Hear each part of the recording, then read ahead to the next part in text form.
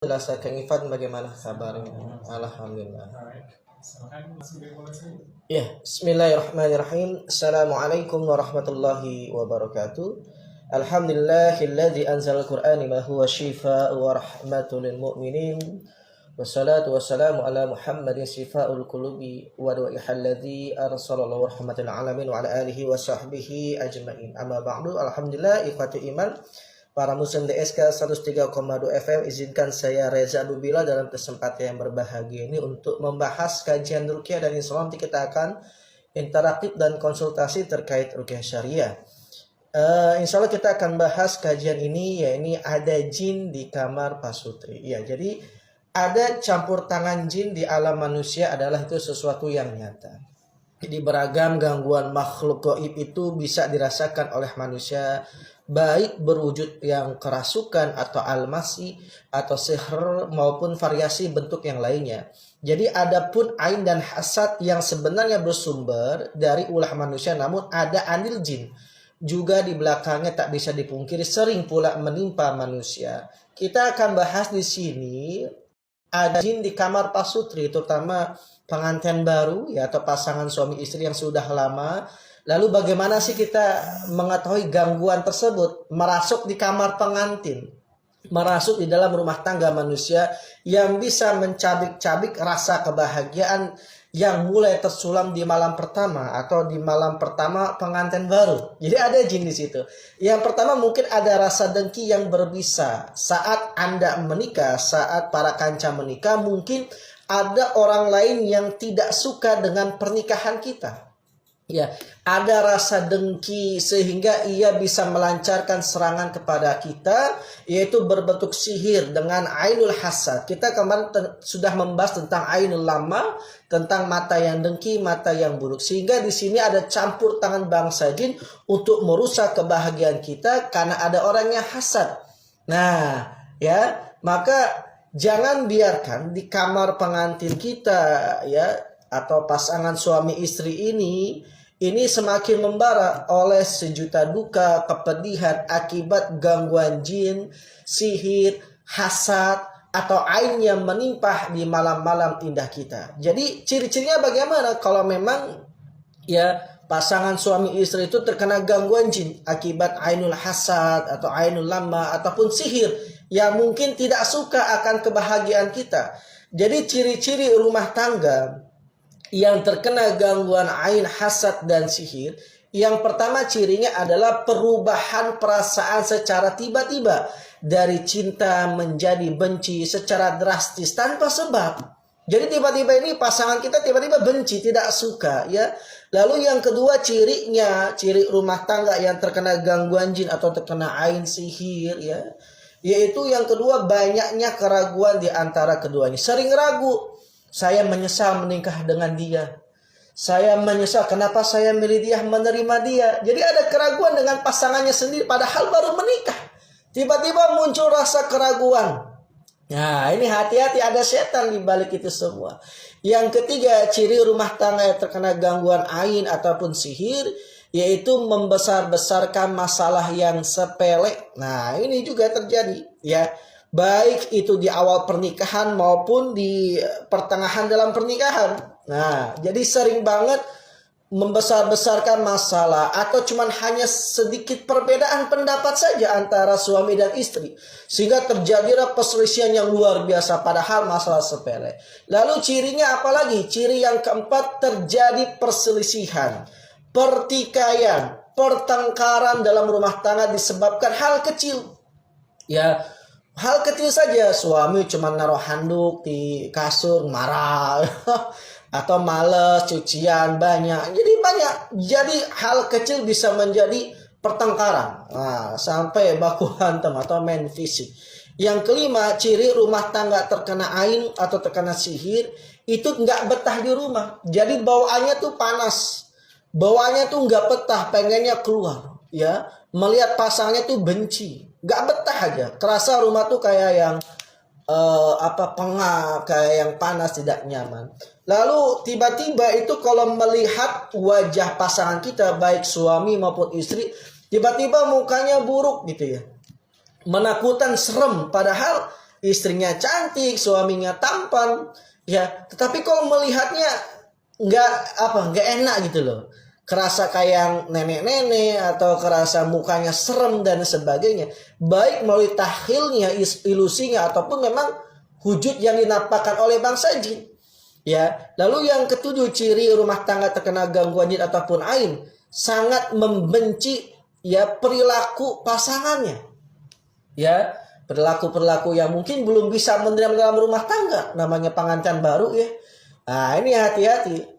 Jadi dibesar-besarkan, belum bisa menerima perbedaan, belum bisa menerima karakter yang ada pada pasangannya. Sangat benci terhadap semua perilakunya, baik yang itu baik, baik yang itu buruk. Nah, ya jadi benci aja apa yang dilakukan oleh pasangannya terhadap tempat pasangannya ataupun rumahnya ataupun tempat yang disukainya. Jadi merasa nggak nyaman.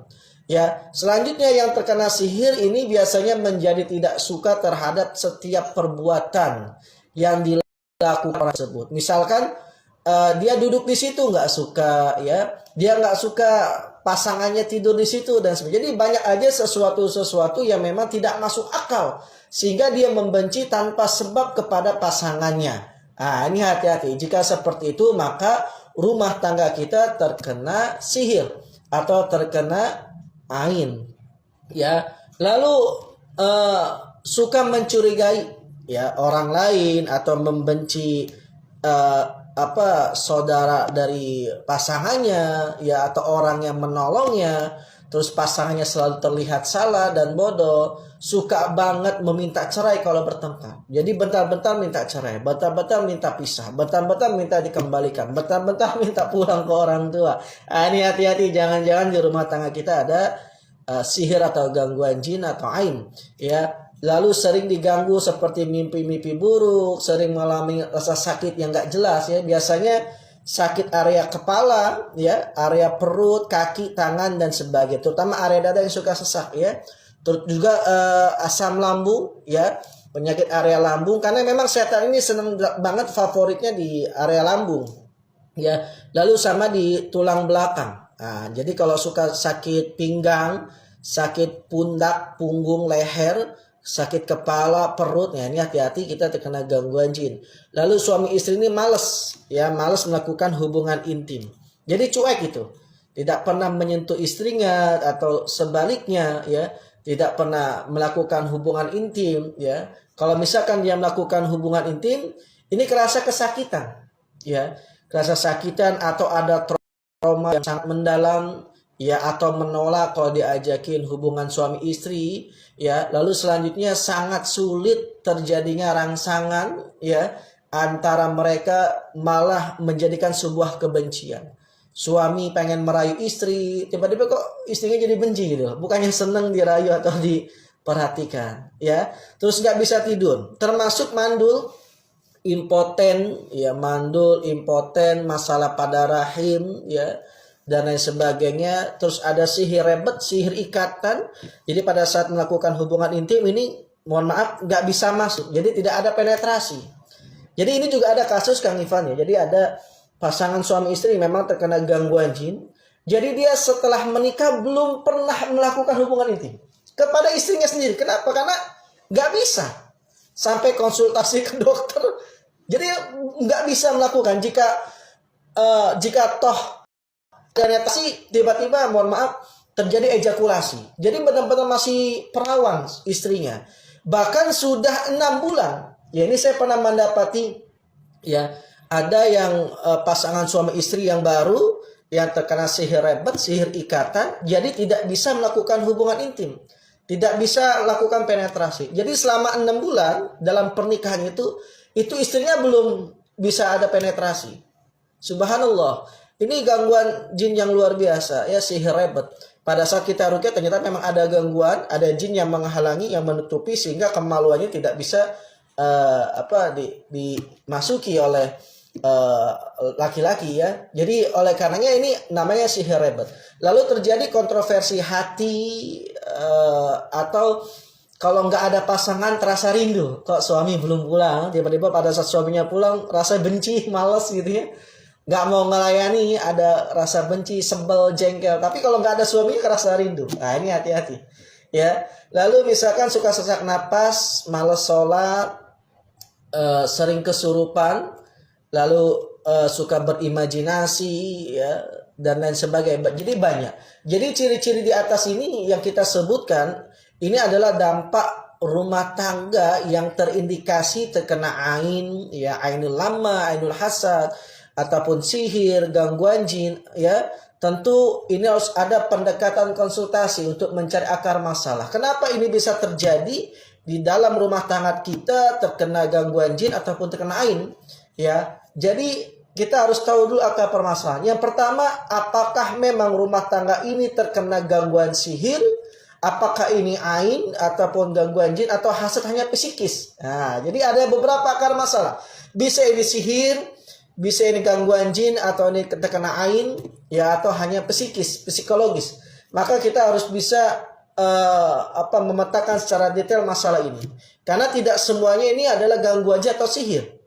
Mungkin ini juga ada ain, ya, ada ain mungkin dari mantannya yang sebelumnya tidak suka dengan perjodohannya atau tidak suka dengan pernikahan pasangannya, ya, sehingga ini bisa jadi terkena ain. Atau sihir, ya, sihir tafrik, sihir pemisah, atau mungkin ada mahabbah di sebelumnya. Maka hati-hati. Kalau ini ada ciri-ciri yang tadi saya sebutkan, maka kita harus bisa mencari akar masalah. Apakah ini terkena sihir, ain, gangguan jin, hasad, atau mungkin hanya masalah psikologis, ya, masalah psikis, trauma di dalam masa lalunya atau di rumah tangga sebelumnya, sehingga dia terkena gangguan, guncangan emosi. Ya, maka oleh karena itu kita harus bisa memetakan akar masalah. Setelah itu lakukan ruqyah. Karena khawatir memang ini yang dilakukan oleh syaitan. Fa yata'allamuna minhuma ma yufarriquna bihi bainal mar'i wa zawji. Karena memang syaitan ini dia mempelajari sihir. Jadi sihir syaitan ini memang bisa mencerai-beraikan, jauhi pasangan suami dan istri. Ya, semoga kita semua terhindar, ya, atau rumah tangga kita dimasuki oleh jin. Di kamar kita dimasuki oleh jin. Semoga Allah menjaga atas keburukan itu semua. Wallahu a'lam bishawab. Terima kasih. Para kajian sekarang kita sudah simak bersama untuk kajian sehari ini. Tentunya untuk para kajian ini lebih dalam bertanya, silakan mereka yang dibahas ataupun mungkin yang lain sekitar maka jadi bisa bertanya melalui SMS di 081111281032 atau melalui telepon dan juga WhatsApp di 081210811032. Kita akan melanjutkan munajat ruqyah sore hari ini setelah jeda berikut. Bismillah sahabat Facebook semua, memang di dalam kasus, ya, rumah tangga yang terkena gangguan jin atau sihir atau ain, ini mungkin ada beberapa ciri-ciri yang bisa kita rasakan, ya. Oleh karenanya maka kita harus tahu dulu akar masalahnya. Apakah gangguan ini memang karena psikis, psikologis, ada rasa trauma mungkin di rumah tangga sebelumnya, atau mungkin memang ini ada gangguan jin, ada mahabbah, mungkin ada kecintaan bangsa jin terhadap manusia, atau ada hasad, ya, dari orang sebelumnya yang tidak suka akan kebahagiaan rumah tangga tersebut atau kebahagiaan pernikahan tersebut. Jadi ada orang yang benci dengan pandangan keburukan yang ia lemparkan. Ini namanya terkena ainul lamah. Maka dampaknya pun hampir sama seperti ciri-ciri umum pada sihir. Tapi kalau ain lebih spesifik ciri-cirinya. Ya. Atau mungkin ada sihir. Ya, ada sihir. Mungkin ada yang tidak suka dengan rumah tangga kita, sehingga kita terkena sihir tafrik, sihir pemisah untuk mencerai-beraikan. Maka oleh karena kita harus tahu dulu, ya, apa yang sedang kita alami. Kalau misalkan ini sudah ada ciri-cirinya pada diri kita, maka segera muhasabah. Perbaiki keharmonisasian dalam rumah tangga. Mari kita menguatkan kembali, karena Allah wa ja'alna bainakum, dikumpulkan dalam suatu pernikahan ini tujuannya mawaddah warahmah, saling mengasihi, saling menyayangi, ya, saling menerima. La ayati liqaumin yatafakkarun, bagi mereka yang mau berfikir atas kebesaran ayat-ayat Allah. Maka kita harus mampu kembali mengetahui dari tujuan pernikahan tersebut. Kalau misalkan kita niat tujuan nikah adalah ibadah, maka lakukanlah ini dengan suatu ibadah. Ini adalah ujian yang Allah berikan pada kita. Maka kita harus bisa mengembalikan kembali keharmonisasian dalam rumah tangga agar tidak ada jin yang masuk dalam hubungan pasangan suami istri. Karena cara untuk mengatasi sihir ini atau gangguan jin ini yaitu dengan memperkuat kembali rasa cinta di antara suami dan istri. Maka setan tidak akan punya kekuasaan apapun untuk mencerai-beraikan karena sudah dibangun akidah yang kuat antara suami dan istri, dibangun mafhum pengetahuan yang kuat tentang keberkahan dalam rumah tangga, tujuan dalam rumah tangga. Maka insya Allah ini akan menguatkan ya rumah tangga yang terkena gangguan jin dan sihir. Dan ini juga bisa berdampak kepada mereka yang sulit punya keturunan. Ini banyak kasus-kasus ya yang sulit punya keturunan atau masalah pada di rahim, terutama pada perempuan ya, masalah menstruasi. Kalau laki-laki biasanya masalah ejakulasi dini, mani encer, mandul dan sebagainya. Ini juga akibat dari gangguan setan. Bahkan yang lebih dahsyat lagi kalau sudah terkena sihir rebat, sihir ikatan, maka tidak bisa melakukan hubungan suami istri. Ya, kalau sudah terkena sihir rebat, sihir ikatan, nggak bisa melakukan suami istri. Jika anak ada ciri yang seperti itu, jadi si istri ini tidak bisa kebuka ya atau tertutup, atau pada saat dilakukan penetrasi suami kepada istri ini tidak bisa masuk. Kalau sudah ini langsung ejakulasi. Ya, hati-hati, ini banyak terjadi. Bahkan saya pernah mendapati kasus ya seorang pasangan suami istri yang sudah 6 bulan baru konsultasi ke saya ini mengalami sihir rebat. Jadi dia belum pernah kepada istrinya ya untuk melakukan hubungan. Jadi nggak bisa, selalu gagal dan selalu gagal. Toh kalau dipaksakan istrinya tiba-tiba menjerit seperti kesakitan, ketakutan. Nah, kira suaminya menghentikan karena takut ya. Bahkan sudah konsultasi ke dokter dan sebagainya, tidak ada kelainan medis. Ya. Maka pada saat ikhtiar di ruqyah ternyata memang ada reaksi, ada syaitan yang menghalangi, yang mengikat sehingga suami dan istri ini tidak bisa melakukan hubungan intim.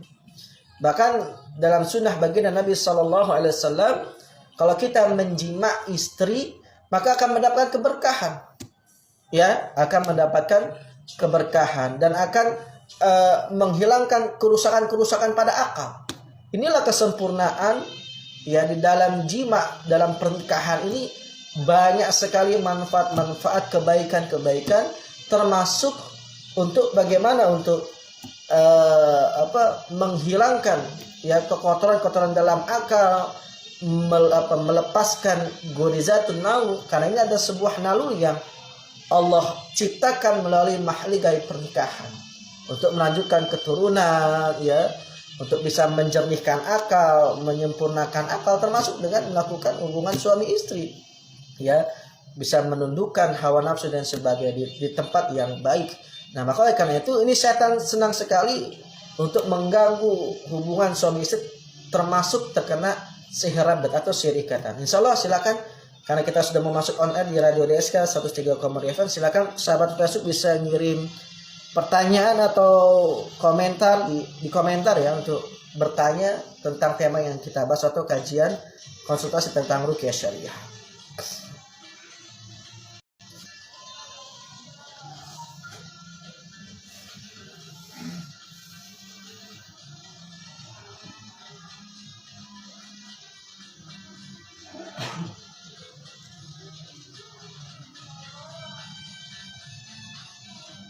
Desa 103,8 kajian bulan Galau dan para jenisnya kita lanjutkan kembali. Jadi untuk para jenisnya yang ingin bertanya, silakan kirimkan melalui SMS di 08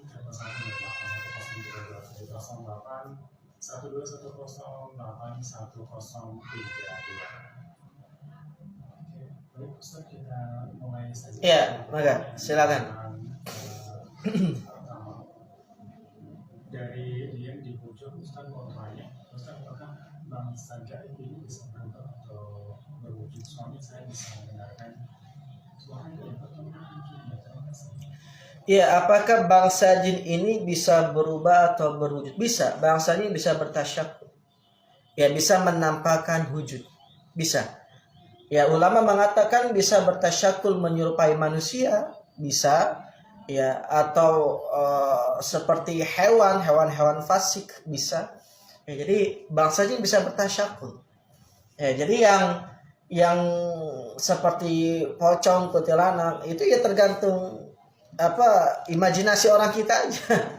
Ya, termasuk kurafat dalam diri kita. Bahkan bisa bertasyakul menampakkan wujud sesuai dengan apa yang kita imajinasikan. Maka orang yang suka nonton film-film horor sebenarnya bukan jin yang bertasyakul. Bahkan kita sudah masuk ilusi di dalam pikiran kita sendiri. Sehingga kita sudah ada mafhum, ya, bukan mafhum. Jadi sudah ada framing ya, sudah ada gambaran tentang setan-setan, tentang kurafat-kurafat setan yang ada di Indonesia. Itu kan kurafat ya. Bahwa setannya kayak gini kan macam-macam. Kenapa di luar negeri berbeda? Tergantung ceritanya, tergantung mitosnya, tergantung kurafatnya. Sehingga setan tersebut atau jin tersebut ya menampakkan wujudnya sesuai dengan apa yang dipikirkan oleh masyarakat tersebut tentang kurafat tersebut. Atau itu bukan jin yang bertasyakul, atau kita saja yang berimajinasi. Ya, makanya orang-orang yang bisa melihat jin itu biasanya dia berfantasi dengan pikirannya, yang lemah, yang dangkal akal dan akidahnya. Sehingga dia ada imajinasi, ada asumsi, ada frame gambaran karena lemah iman dan akidahnya. Atau mungkin dia terkena gangguan jin. Sehingga yang menampakkan itu bukan secara zahirnya, tetapi memang ilusinya yang ditampakkan oleh bangsa jin melalui pandangannya. Karena dia kerasukan jin. Dia kerasukan jin sehingga jin menampakkan dengan apa yang ditampakkan oleh pandangan jin itu sendiri. Bukan pandangan dia, itu pandangan jin. Ya, maka oleh karenanya ini banyak sekali orang-orang yang indigo itu sebenarnya orang terkena gangguan jin. Ya, maka bisa jawabannya bahwa jin itu bisa bertasyakul, bisa menyerupai wujud manusia atau binatang, hewan-hewan fasik, atau sesuai dengan imajinasi kurafat orang-orang tersebut. Wallahu a'lam bishawab. Selanjutnya Pak Haji di Ciamdal mau bertanya, Ustaz, apa yang dipaparkan Ustaz tadi persis yang saya alami. Istri saya sering sakit, kepala sakit, perut, dan sakit pinggang, dan katanya melihat saya benci. Ya. Nah, katanya mohon solusinya Ustaz, terima kasih. Ya, solusinya kita cari dulu akar masalah apa yang menyebabkan istri kita seperti itu. Apakah mungkin ada ain, ada hasad, ada yang tidak suka dengan pernikahan kalian, ya, tentang rumah tangga kalian. Dia ada orang ketiga. Ya, orang ketiga itu ya setan. Setan baik dari bangsa jin maupun setan dari bangsa manusia yang tidak menyukai pernikahan kita, ya, atau tidak menyukai rumah tangga kita. Jadi ada orang ketiga. Yang selanjutnya ada namanya mahabbah dari bangsa jin. Ini biasanya banyak terjadi, Kang Ivan. Jadi bangsa jin ini suka sama pasangan kita karena tidak terjaga, ya, tidak menutup aura. Karena bangsanya juga makhluk mukhalaf, sama, memiliki akal, juga memiliki nafsu, juga terbebani beban taklif, ya. Jadi sama seperti kita, bangsa jin juga. Dia juga memiliki nafsu. Ya, sehingga bangsa jin ada mahabbah, suka kepada pasangan kita sendiri. Atau ada sihir. Ya, ada sihir yang memang tujuannya untuk mencerai beraikan. Maka solusinya ya lakukan ruqyah. Setelah kita mendiagnosa apakah ini terkena ain atas orang ketiga yang tidak suka atas pernikahan kita, atau memang ada sebab psikologis saja, ya, sehingga sebab psikologis sehingga orang ngedrop karena kejiwaannya yang goyang, sehingga banyak ilusi, halusinasi, penyakit-penyakit yang aneh, sehingga itu hanya halusinasi mereka saja karena ada psikologis, beban di dalam batinnya. Yang ketiga memang ada mahabbah dari bangsa jin yang suka sehingga terkena gangguan jin dalam rumah tangganya. Dan yang keempat memang ada sihir. Maka solusinya ya diruqyah. Ya, solusinya diruqyah, lalu perbaiki keharmonisasian dalam rumah tangga. Wallahu a'lam bishawab. Pertanyaan yang selanjutnya, Ustaz, bagaimana ciri-ciri orang yang terkena ain, kemudian hasad, kemudian sihir? Bagaimana cara membedakan ketiga di atas, Ustaz? Apa cirinya ain, hasad, dan sihir? Secara umum cirinya hampir sama, secara umum, tetapi lebih spesifik, ya. Kalau ain lebih spesifik dibandingkan sihir. Kalau sihir juga tergantung tujuannya. Tujuannya apa? Kalau tujuannya tafrik, ya berarti perceraian, ya perceraian, bikin musnah, bikin hancur, ya ini tafrik. Maka ciri-cirinya ya sering berantem dalam rumah tangga. Ini kalau sihirnya memang tujuannya kepada tafrik, pemisah. Maka ya sering cekcok, sering bertengkar, tidak mau melakukan hubungan intim.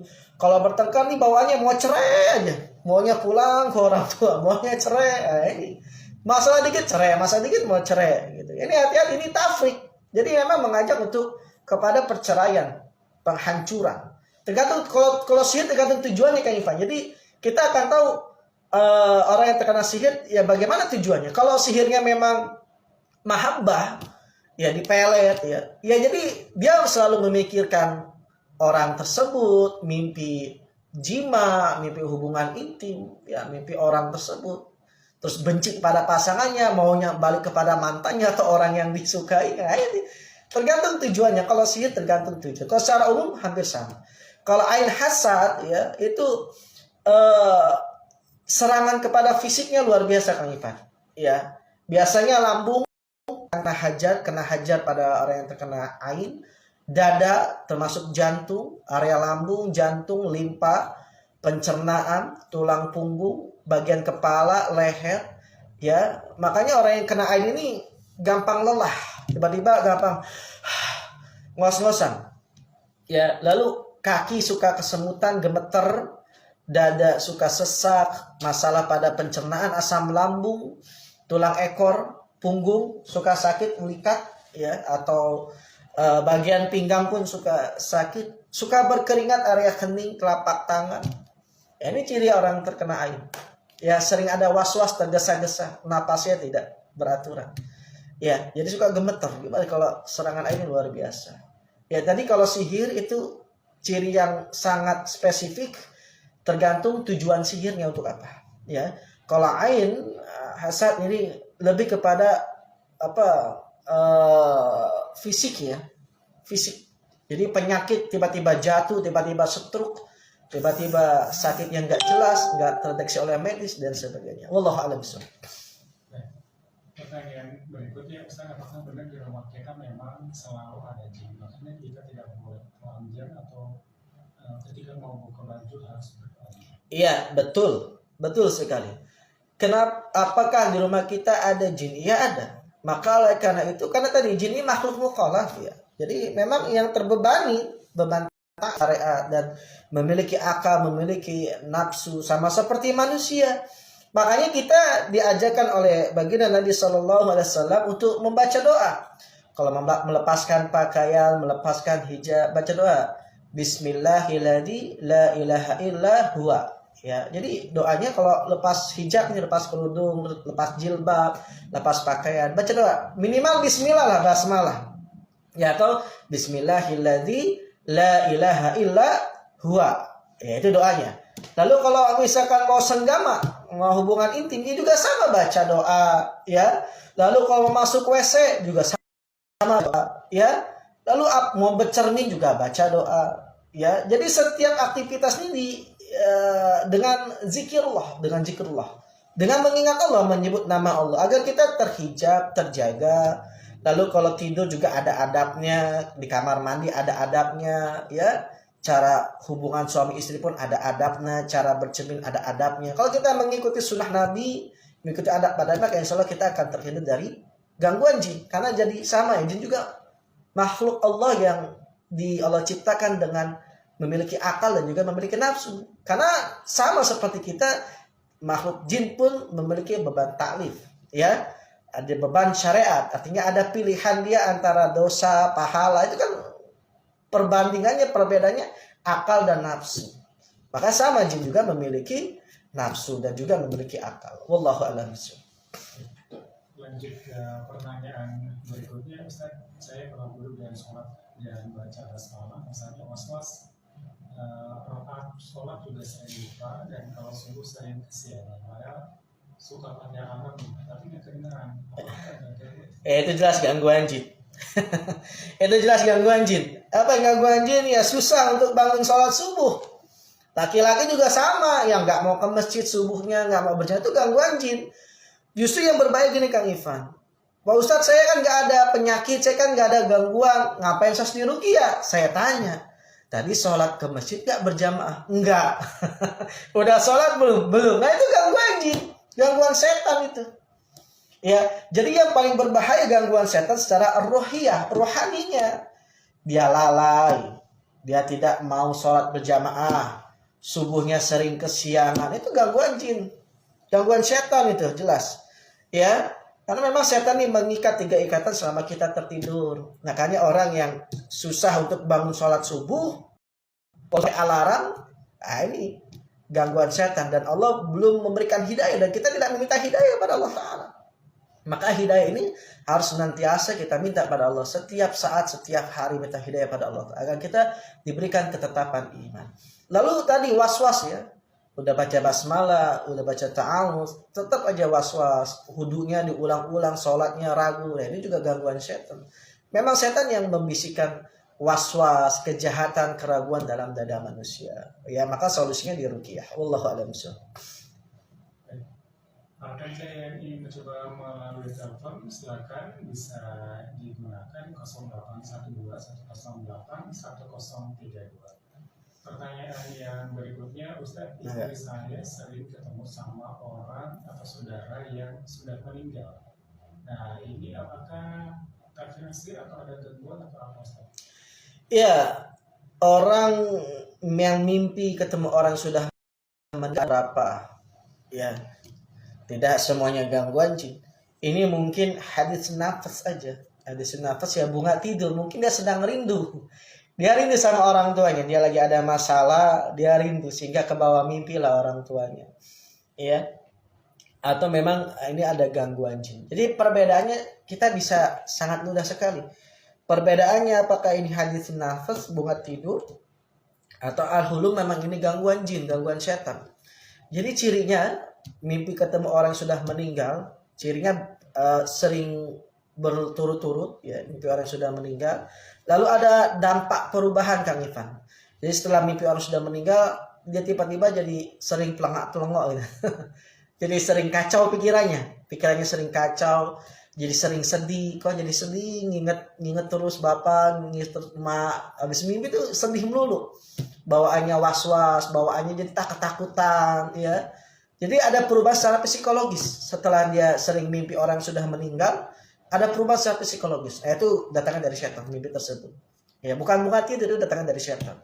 Yang kedua ada perubahan secara fisik. Tiba-tiba setelah dia mimpi ayahnya atau ibunya almarhum atau almarhumah, dia tiba-tiba panas, demam atau sakit, terjatuh sakit. Langsung jatuh sakit setelah sering mimpi orang yang sudah meninggal. Jadi yang kedua ada perubahan secara jasad, secara fisik. Yang ketiga ada perubahan secara kehidupan yang nggak wajar. Tiba-tiba dia jadi bisa melihat gaib, tiba-tiba terkena musibah bertubi-tubi dan lain sebagainya. Ya, ini gangguan dari setan. Tapi kalau hanya mimpi orang sudah meninggal dan tidak terjadi apa-apa, baik secara kejiwaannya, secara fisiknya, dan secara kehidupannya, ya dan hanya sesekali saja, ya ini cuma hadis nafas, bunga tidur aja. Ya, makanya oleh karena itu yuk, mungkin kita sedang rindu saja dengan orang tua kita doakan. Wallahu a'lam bishawab. Pertanyaan berikutnya, Ustaz mau bertanya apakah ada perbedaan tanda-tanda orang yang terkena sama jin atau keluar atau jin khodam, Ustaz? Oh. Atau keturunan. Perbedaannya dengan yang biasa. Oh ya. Apa perbedaan terkena gangguan jin dengan jin khodam? Kalau jin khodam kan artinya jin pembantu ya. Khodam kan pembantu. Ya, jadi ya tergantung apa yang diperintahkan, karena khodam dari bangsa ini memiliki tipe-tipe yang khusus beda. Ada yang memang pembantu untuk pemikat atau asihat, ada yang untuk kedikjayaan, ada yang untuk kekuatan, kanuragan, ada yang khodam untuk penjaga, ya beda-beda Kang Ivan. Ya, jadi ciri-cirinya beda-beda. Kalau misalkan buat ngejaga, itu biasanya kalau ada yang nyakiti dia atau yang ngebully dia, dia langsung marah. Jadi nggak terima, langsung kerasukan ya, atau langsung ada protek diri, tiba-tiba dia bisa bela diri ya, tiba-tiba dia menjadi lebih galak dan sebagainya, karena memang nggak terima kalau dia disakiti, batinnya langsung kesurupan. Ya tergantung, kalau asihan biasanya merasa suka merasa dirinya paling ganteng merasa dirinya paling cantik ya, suka memuji-muji diri sendiri ya.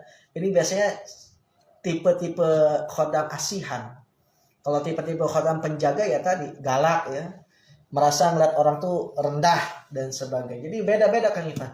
Kalau misalkan khodamnya khodam asihan sama khodam penjaga atau khodam apa, ini tergantung jenis dan ciri khodam. Maka kita akan melihat karakteristik dari manusia itu sendiri. Wallahu a'lam. Kita lanjut ke pertanyaan berikutnya, Ustaz, mengenai jin nasab. Apa yang dimaksud dengan jin nasab? Apakah jin ini diturunkan oleh orang tua ketika kita lahir atau bagaimana? Iya, jin nasab atau wirotsi yang diturunkan, apakah memang diturunkan oleh orang tua kita atau tidak? Ada kemungkinan itu, ada kemungkinan tidak. Kalau misalkan ada wirotsi yang diturunkan dari orang tua kita, ini biasanya ada ritual yang memang sudah dituliskan nama kita dari perjanjian tersebut. Jadi memang sudah ada perjanjian sebelumnya. Misalkan dia melakukan ritual, ya, dia mengundang jin khodam penjaga, ya. Jadi jenis khodam ini sebagai penjaga. Jadi dia sudah ada MOU dengan bangsa jin tersebut dengan untuk menjaga keturunannya. Berarti nanti akan diwariskan, ya. Atau tidak ada perjanjian, ya berarti itu bukan wirotsi. Tapi memang namanya setan, ya pasti dia akan nyari lagi gitu kan, setelah tuannya meninggal, ya pasti kan dia akan nyari lagi, karena kan dia juga butuh makan, dia juga butuh makan. Jika sama seperti kita gitu, dia juga butuh makan. Apa makanannya? Ya sesembahan, ya sesembahan, sesajen, ya dan sebagainya, atau sesembihan yang tidak ucapkan nama Allah, itu juga makanan dia. Atau menggerogoti jasad kita, karena dia juga majro dan masuk melalui pembuluh darah, sehingga dimakan, digorogotin darah kita, diisap, dimakan dan sebagainya. Ya makanya karena itu ya jangan sesekali kita bekerja sama dengan bangsa jin, karena jelas ini diharamkan oleh Allah Taala. Wa annahu kana rijal minal insi ya'uduna bi rijal minal jinni fazaduhum rahaqa. Ya, dan seorang laki-laki manusia meminta bantuan kepada khodam dari bangsa jin untuk sebagai khodam, pendamping, ya, penjaga asihan. Maka sesungguhnya mereka itu fazaduhum rahaqa, nambah sesat dan kesalahan. Ini jangan sampai lah, ya nanti akan menyusahkan diri kita maupun keturunan kita. Na'udzubillahi min dzalik. Wallahu a'lam. Kita lanjut ke pertanyaan berikut. Ustaz, bagaimana caranya agar rumah tangga kita tidak terkena jin penghancur rumah tangga, Ustaz? Ya, bagaimana caranya agar rumah tangga kita tidak terkena jin penghancur rumah tangga, ya? Yaitu tadi, kembalikan kepada fitrahnya. Apa sih tujuan dalam rumah tangga gitu kan? Apa sih maksud tujuan kita? Apa sih niat dalam rumah tangga? Maka kembalikan. Itu harus memiliki dasar ilmu yang kuat sebelum memulai rumah tangga. Dibangun akidah yang mengokoh, yang sudah mengakar, maka insya Allah tidak akan goyang nanti guncangan-guncangan dalam rumah tangga. Karena banyak sekali sebab-sebabnya kayak gitu. Bisa karena masalah psikologis, ya. Sehingga ada guncangan itu memang ada masalah psikologis.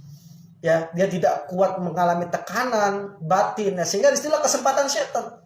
Kan tadi setan ini mempelajari sini untuk mencerai-beraikan suami dan istri. Dia akan mencari celah setan tersebut. Oh, ternyata istrinya nusus kepada suami, atau suaminya zalim kepada istrinya. Itu kan ada celah, sehingga setan masuk kepada rumah tangganya. Karena kurang didasari dengan akidah yang kokoh, yang kuat, yang tidak mengakar. Lalu memang tidak dibarengi dengan ilmu yang sahih, ilmu yang syar'i, sehingga ya rumah tangganya kacau. Batinnya kurang kuat kejiwaannya, secara psikologis sehingga runtuh. Inilah kesempatan setan. Maka harus dibangun ada yang mengakar, yang mengokoh dalam rumah tangga. Setelah itu dibangun ilmu yang syar'i, yang sahih dalam rumah tangga. Maka insya Allah ini yang dapat menguatkan. Lalu yang kedua adalah dengan dibangun keharmonisasian dalam rumah tangga. Termasuk perhatian, sentuhan, kasih sayang, bisa menerima dan sebagainya. Itulah bumbu-bumbu kan dalam rumah tangga. Ya, yang ketiga ya tadi senantiasa menjadikan bahwa rumah tangga ini sebagai amal soleh. Kalau dijadikan amal soleh berarti pahala untuk dia. Baik sedang diuji dalam kenikmatan ataupun diuji dalam kesengsaraan atau kesempitan.